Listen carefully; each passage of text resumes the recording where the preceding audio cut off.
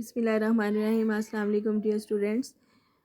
First year आज हम लोगों ने आपका चैप्टर नंबर 3 शुरू करना है, that is about the rocks, जिसको उर्दू में कहते हैं चट्टानें। पहले मैं आपको रॉक की डेफिनेशन सिंपली बता देती हूँ कि जो आपकी मैंने पिछले चैप्टर में आपको बताया था लेयर्स ऑफ द अर्थ, जिसमें मैंने आपको बताया था कि ज़मीन की 3 तहें हैं। सबसे ऊपर वाले को हम क्रस्ट या कशरे अर्ज़ कहते हैं, दूसरी को हम मेंटल कहते हैं और फिर उसको हम सबसे अंदर वाली को हम कोर कहते हैं। तो जो आपका कशरे अर्ज़ है या क्रस्ट है वो मुख्तलिफ़ किस्म के मटेरियल से मिलकर बना है, जिसमें कुछ हार्ड है, कुछ सॉफ्ट है, कुछ जो है उसमें से उसको हम कहते हैं, समझ लें कि एक तो आप लोगों का उर्दू का भी मसला हाँ, जैसे एब्जॉर्बेंट नॉन एब्जॉर्बेंट को कहेंगे जाज़ब गैर जाज़ब, ठीक है। यानी कुछ ऐसा मटेरियल जो कि सख्त है, कुछ ऐसा जो कि नरम है, कुछ ऐसा जो कि पानी को जज़ब करता है, कुछ ऐसा होगा जो पानी को जज़ब नहीं करता। मुख्तसर ये कि हर वो कुदरती मादिश है जिससे हमारी ज़मीन का पोस्ट का मतलब कशरे अर्ज़ी है। जो बुक में पोस्ट का लफ्ज़ है उसका मतलब क्रस्ट या कशरे अर्ज़ी है, यानी हर वो मादिश है जिससे मिलकर हमारी ज़मीन का बैरूनी पोस्ट या क्रस्ट या कशरे अर्ज़ वजूद में आया है, इसको हम चट्टान कहते हैं, ठीक है। इंग्लिश में इसकी डेफिनेशन होगी कि any mass of the natural deposits which forms the solid part of the earth is called the rock। अब जब ज़मीन बनी थी या ज़मीन वजूद में आई थी तो आप लोगों ने थेरीज मुख्तलिफ पढ़ी थी कि किस तरह से ज़मीन वजूद में आई। तो उसमें से एक थेरी ये होती है कि हला में एक बहुत बड़ा डिफरेंट गैसेस का और मैटर्स का एक बहुत बड़ा गोला था, और वो जो गोला था वो अपने ही टेम्परेचर और प्रेशर से फट गया और फिर उसका बड़े गोले का सूरज बन गया और छोटे गोलों के प्लैनेट्स बन गए। This is called the big bang theory. अब ये बिग बैंग थ्योरी वाले जो हैं वो यही कहते हैं कि जब ज़मीन और बाकी के प्लैनेट्स शुरू में बने थे तो ये बिल्कुल सॉलिड नहीं थे, बल्कि ये जल रहे थे और मोल्टन फेज़ में थे। जैसा कि आपको मैंने पिछले चैप्टर में ज़मीन का मुख्तलिफ लेयर्स पढ़ाई थी, तो उसमें जो इनर मोस्ट लेयर कोर है वो अभी भी बहुत हाई टेम्परेचर में है। तो जो ऊपर वाला क्रस्ट है वो सॉलिड है, उसके नीचे मैंटल जो था वो भी मैंने आपको बताया था कि वो भी थोड़ा सा विस्कस या जेली की तरह का है। तो यानी ज़मीन के अंदर वाले ये दोनों हिस्से अभी भी बिल्कुल ठोस शक्ल नहीं इख्तियार कर सके, लेकिन जो उसका बाहर वाला क्रस्ट है वो सॉलिड बन चुका हुआ है, जिसके ऊपर जो है वो फिर सॉइल की एक लेयर है और उसके ऊपर फिर हर किस्म की ज़िंदगी जो है वो आपको नज़र आती है और हम इंसान भी जो है वो उसके ऊपर रहते हैं। तो ये जो क्रस्ट है जो मुख्तलिफ रॉक्स से मिलकर बना हुआ है, इस चैप्टर में आपने इन रॉक्स के बारे में जो है वो पढ़ना है कि ये जो ज़मीन का क्रस्ट है जो कि आपने पढ़ा था कि कॉन्टिनेंटल क्रस्ट होता है और ओशियानिक क्रस्ट होता है। कॉन्टिनेंटल क्रस्ट का मैंने आपको बताया था कि जो आपके बरे-आज़मों के ऊपर वाली लेयर है या जो बेस है उसको हम कॉन्टिनेंटल क्रस्ट कहते हैं, और ओशियानिक क्रस्ट का मतलब होगा कि जो ओशियंस की बेस है उसको हम जो है वो ओशियानिक क्रस्ट कहेंगे। तो ये जो क्रस्ट है ज़मीन का, ये मुख्तलिफ जो रॉक्स से मिलकर बना हुआ है, इन रॉक्स की आगे क्लासिफिकेशन दी गई है आपकी बुक में कि ये रॉक्स जो हैं वो 3 तरह की हैं, इग्नियस रॉक्स, सेडिमेंट्री रॉक्स और मेटामॉर्फिक रॉक्स। उर्दू में हम इनको कहेंगे आतशी चट्टानें, तहदह चट्टानें और मुतग़य्यरा या तब्दील शुदा चट्टानें। अब इनमें से आज मैं आपको सिर्फ इग्नियस रॉक्स जो है वो करवाऊँगी, जिनको आतशी चट्टानें कहते हैं। तो आतशी चट्टानें या इग्नियस रॉक्स जो हैं, ये जो वर्ड है igni, it is derived word from a Latin language, यानी यह लातीनी ज़ुबान का लफ्ज़ है और इग्नी के मतलब लातीनी ज़ुबान में होते हैं फायर के, ठीक है।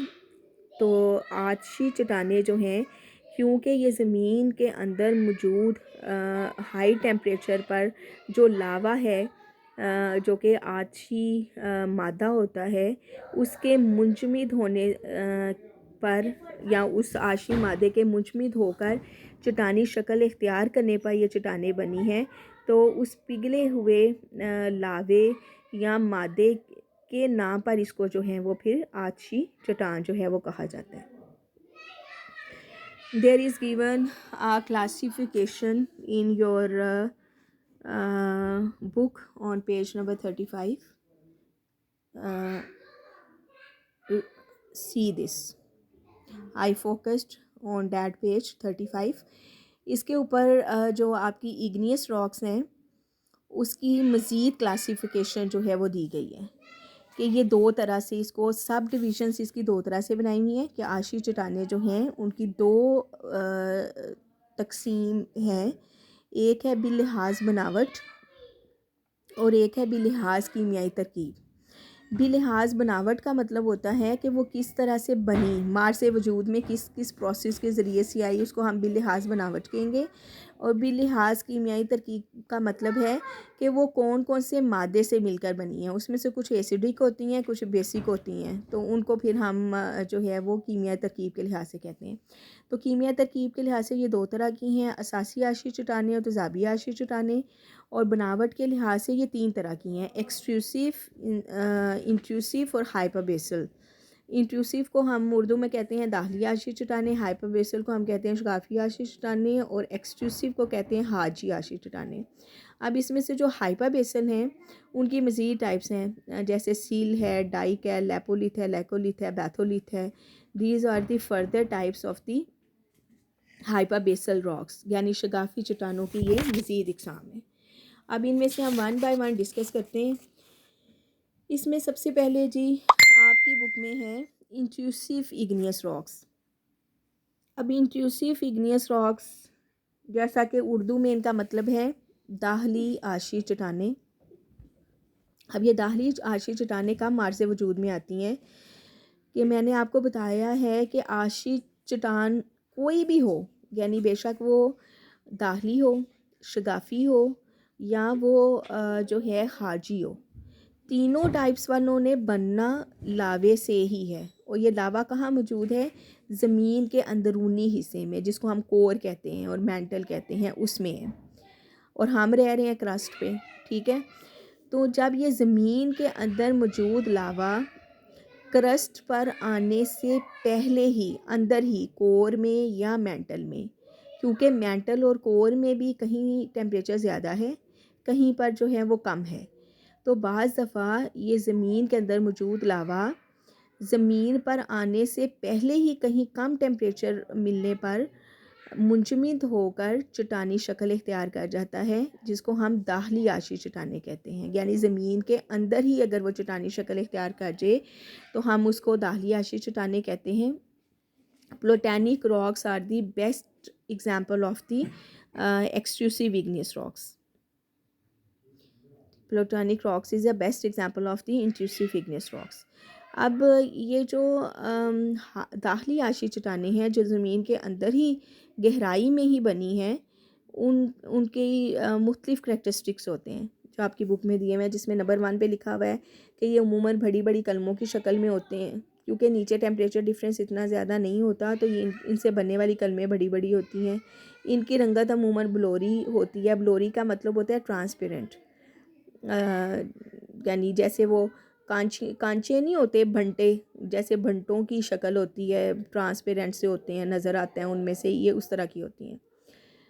अच्छा जी, इसमें क्वार्ट्ज, फेल्सपार और अब्रक इन चट्टानों के अहम अज्जा होते हैं। These are the components name of the different substances. Quartz, feldspar and the अब्रक, these are the names of the different substances.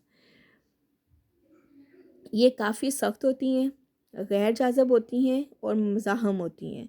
सख्त का मतलब आपको पता है कि सख्त यानी ये सख्त होती हैं। गैर जाज़ब का मतलब होता है कि ये पानी एब्जॉर्ब नहीं कर सकती हैं, ठीक है। और मज़ाहम का मतलब होता है कि इनको अगर आप तोड़ने की कोशिश करते हो तो काफ़ी ये हार्ड होने की वजह से ये जो है वो इतनी आसानी से नहीं टूटती हैं। इसके बाद आ जाती हैं शगाफी आशी चट्टानें। शगाफी आशी चट्टानों का, जैसे कि शगाफ का मतलब होता है सुराख, इनको कहते हैं हाइपरबेसल रॉक्स इंग्लिश में। अब हाइपरबेसल रॉक्स कैसे बनती हैं कि ज़मीन के अंदर जो सियाल मादा है जिसको हम मैग्मा या लावा कहते हैं, जब ये ऊपर प्रेशर कम होने की वजह से ज़मीन पर आने की कोशिश करता है, तो ज़मीन पर आने से पहले अपने रास्ते में मौजूद मुख्तलिफ़ शगाफ़ों, दर्ज़ों या दरारों में मुंजमद होकर चट्टानी शक्ल इख्तियार कर जाए, तो उसको हम शगाफ़ी आशी चट्टानें जो हैं वो कहेंगे। यानी जो आपकी इंट्रूसिव इग्नियस रॉक्स हैं, उनका मतलब है कि ज़मीन के अंदर ही लावा मुंजमद हो जाए। शगाफ़ी का मतलब है कि अंदर से बाहर निकलते वक़्त अपने रास्ते में आने वाले दर्ज़ों दरारों में जमा हो जाए, तो उसको हम शगाफ़ी कहेंगे। अब जिस किस्म की दर्ज़ों दरारों में ये जमा होगा, इसकी शक्ल वैसे ही बन जाएगी। ये देखें पेज नंबर 36 पर ये डायग्राम बनी हुई है जिसमें शगाफ़ी आशी चट्टानों को दिखाया गया है। इसमें से लैकोलिथ लिखा हुआ है, किसी के ऊपर डाइक है, सील है, लोपोलिथ है। अब इनमें क्या डिफरेंस है? इनकी शक्ल एक दूसरे से मुख्तलिफ है। यानी जिस किस्म के ये सुराख में या जिस किस्म के दर्ज और दराज में ये मुंजमद हुई हैं, इनकी वही शक्ल बन गई है और इनका नाम भी वैसे रख दिया गया है। जैसे आप बर्फ़ जमाती हैं अगर आपने फ्रीज़र में, तो आप जिस किस्म के सांचे में पानी डाल के रखेंगी, अगर आप गोल किसी बाउल में डाल के रखेंगी तो जमने वाली बर्फ़ गोल होगी। अगर आप ग्लास में डाल के रखेंगी तो उसकी शक्ल ग्लास जैसी हो जाएगी। अगर आप वो क्यूब्स वाली ट्रे में डाल के रखती हैं तो जमने वाली बर्फ़ की शक्ल क्यूब होती है। तो बिल्कुल इसी तरह से लावा जिन जिन शगाफ़ों में जाकर मुंजमद होता है, उन शगाफ़ों की जिस तरह की शेप होती है, ये चट्टानों की भी शक्ल वैसी बन जाती है। तो उस शक्ल की बिना पर फिर किसी को सील कहा गया है, किसी को डाई, किसी को लेपोलिथ, लैकोलिथ या बैथोलिथ। अब इनमें क्या फ़र्क है? जो सील होता है, अगर ज़मीन पर आने वाला मादा ज़मीन पर आने से पहले किसी दर्ज और दराज में मतवाज़ी ज़मीन के जो है वो जम कर चट्टानी शक्ल इख्तियार करे, तो उसको हम सील कहेंगे। जैसे ये देखें, ये ज़मीन की ऊपर वाली सतह है, ये सील देखें, सील की शक्ल ऐसे ही है, सीधी बिल्कुल पैरेलल, यानी ज़मीन के पैरेलल ही ये चट्टान बनी हुई है, तो ये सील है। डाइक जो होती है वो ज़मीन के पैरेलल नहीं होती, बल्कि ये ज़मीन के गैर मतवाज़ी होती है, लंबूतरी होती है, समझे कि वो मतवाज़ी होती है। और ये 90 के एंगल पर जैसे सीधी, यानी वो सील देखें, सील ऐसी है तो डाइक ये देखें ऐसी है। ये मतवाज़ी है ज़मीन की और ये गैर मतवाज़ी है, ज़मीन के साथ काइमा जाविया बना रही है। जो लेपोलिथ है, तो लेपोलिथ की शक्ल जो है वो जो है वो गुंबद नुमा है, ठीक है, ये गुंबद नुमा होती है। जो लेकोलिथ होती है ये भी गुंबद की तरह की होती है, लेकिन इस गुंबद की जो ढलान है वो ज़्यादा तेज़ होती है लेपोलिथ की निस्बत। और जो बैथोलिथ होती है, इसमें जो है वो मादा गुंबद नुमा शक्ल में जम जाता है, मगर गुंबद की ढलान का ज़ाविया काफ़ी तेज़ होता है और साइज़ भी काफ़ी जो है वो बड़ा होता है। इनमें बड़ा ये माइनर सा इनकी शक्लों में जो है वो फ़र्क है। बिल्कुल ये ज़हन में रखेंगे, जैसे मैंने आपको बताया कि जिस शक्ल के सांचे में आप पानी को जमा करती हैं, उसी शक्ल की जैसे बर्फ़ जम जाती है। इसके बाद आपकी आ जाती हैं हाजी आशी चट्टानें, जिसको हम एक्सट्रूसिव इग्नियस रॉक्स कहते हैं। अब एक्सट्रूसिव इग्नियस रॉक्स तब बनती हैं जब ज़मीन में पाया जाने वाला आशी मादा ज़मीन को फाड़ कर बाहर निकल आता है और ज़मीन की सतह पर आकर मुंजमद होकर चट्टानी शक्ल इख्तियार करता है, तो हम उसको एक्सट्रूसिव इग्नियस रॉक जो है वो कहते हैं। ज़मीन पर नज़र आने वाले तमाम के तमाम वॉल्केनोज़ जो हैं उनको आप हाजी आशी चट्टान जो है वो कह सकते हैं। इसकी खसूसियात ये होती हैं कि इसकी रंगत स्याह होती है, इसमें कलमें बहुत छोटी हैं, बिल्कुल गायब होती हैं, और ये शीशे से मुशाबे रखती है, यानी बहुत ज़्यादा ट्रांसपेरेंट होती हैं। इनमें बुनियादी मादनी अज्जा की भी बहुतात होती है, इसलिए बड़ी सरहेज़ मिट्टी के अज्जा में तब्दील होने का ये बायस बनती है। तो ये मैंने आपको इग्नियस रॉक्स का आज बताया है, आशी चट्टानों का।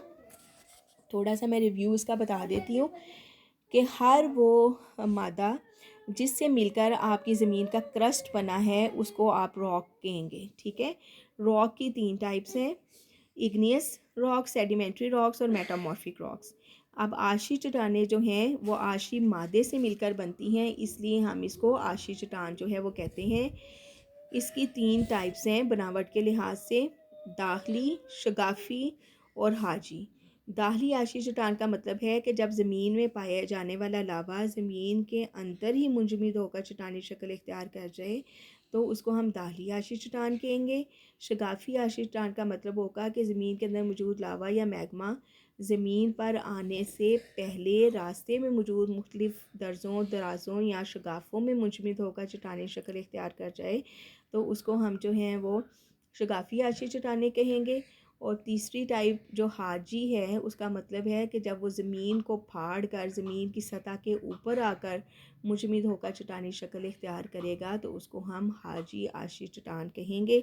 शगाफ़ी आशी चट्टानों की जो मुख्तलिफ़ टाइप्स हैं सिल डाइक वगैरह, वो जिस दर्ज और दराज की शेप में वो मुंजमद हुआ है, जिस तरह की उनकी शेप होगी उसी तरह से बिल्कुल उन दर्जों और दरारों की शेप की वजह से जो आशी चट्टान की शक्ल हो जाएगी उसकी बिना पर अगर वो मतवाज़ी है तो सिल है, अगर गैर मतवाज़ी है तो वो डाइक है, अगर वो तश्तरी की तरह है तो उसको जो है वो हम कहेंगे कि ये लोपोलिथ है, अगर गुंबद की तरह है तो लेकोलिथ है, और गुंबद का अगर साइज़ बड़ा है तो उसको हम बैथोलिथ कहेंगे।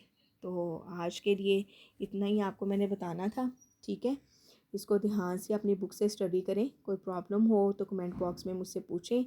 कल जो नेक्स्ट आपके साथ मैं शेयर करूँगी अपना लेक्चर वो होगा तहदह चट्टानें यानी सेडिमेंट्री रॉक। तो ये काफ़ी इंपॉर्टेंट क्वेश्चन है फर्स्ट ईयर, इसको बहुत ध्यान से आपसे समझना है। अक्सर एग्ज़ाम में चट्टानों में से एक क्वेश्चन आ जाता है, जो शॉर्ट क्वेश्चंस होते हैं उसमें से भी ज़रूर रॉक वाले चैप्टर में से 2-3 क्वेश्चन आए हुए होते हैं, और लॉन्ग क्वेश्चन में से भी ऑलमोस्ट तमाम पेपर अब तक मेरी नज़र से जो गुज़रे हैं ये रॉक का क्वेश्चन अक्सर आया होता है। कभी इग्निस का पूछा होता है, कभी सेडिमेंट्री का और कभी मेटामॉर्फिक का। तो इस चैप्टर को बहुत अच्छे से तैयार करना है। तैयार करने का फिर यही है कि मेरा लेक्चर ध्यान से सुने।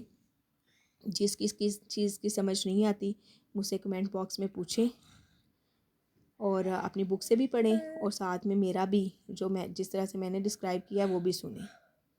ओके जी, फर्स्ट ईयर, अल्लाह हाफिज़।